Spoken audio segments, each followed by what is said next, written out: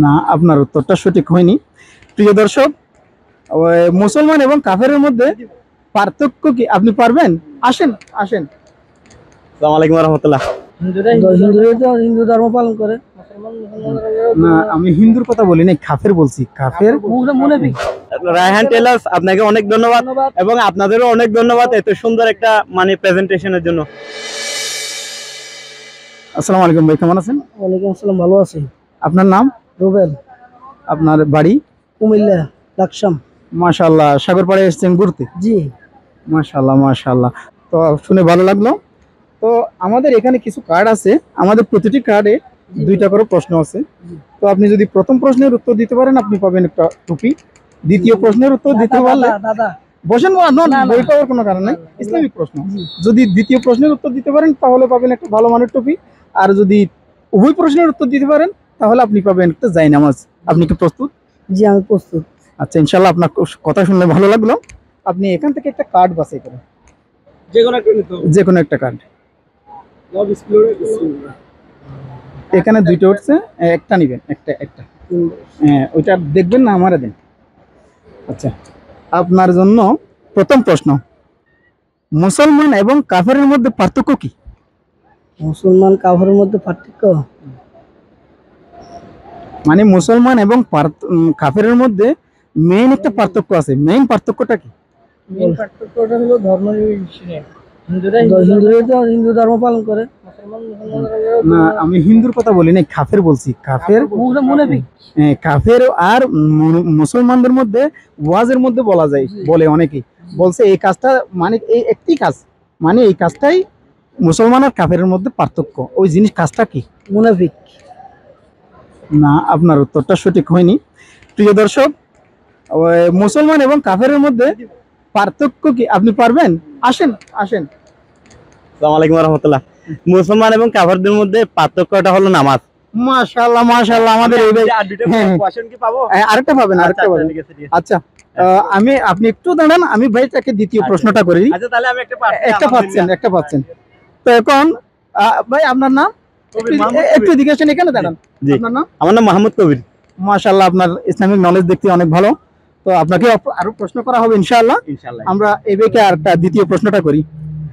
স্ত্রীকে যারা বেপরদা চালায় সেই সমস্ত স্বামীদেরকে কি বলে আরবিতে? আরবিতে একটা শব্দ বলে, আরবিতে বলে একটা শব্দ, মানে ওই শব্দটা যাদের ক্ষেত্রে প্রয়োগ করা হয় তারা কখনোই জান্নাতে যাবে না। এরা জান্নাতে যাবে না, ঠিক আছে। মানে ওই শব্দটা কি, মানে তাদেরকে আরবিতে কি বলে? কি বলে বলেন না। অপশন দিবে? আচ্ছা, এক নম্বরে মনে করেন ফাসিক, দুই নম্বরে দায়ুস। আপনি কোনটা মনে করেন? দায়ুস। মাশাআল্লাহ, আমার এই ভাই দুইটা প্রশ্নেরই সঠিক জবাব দিয়েছেন। হ্যাঁ, এখন আমার ভাইয়ের জন্য একটা জায়নামাজ নিয়ে আসুন। আলহামদুলিল্লাহ আলহামদুলিল্লাহ, ঠিক আছে। তো ভাইকে একটা মানে অনুভূতি জানতে চাচ্ছি আপনার। মনে করেন এই আমাদের বিয়ে বাড়িতে এই অনেক সময় এই আমাদের ইসলামী ধর্মীয় অনুসারে গান বাজনা তো হারাম। তো প্রত্যেকটা বিয়ে বাড়িতে গান বাজনা হয়, তো এটাকে আপনি কি মনে করেন?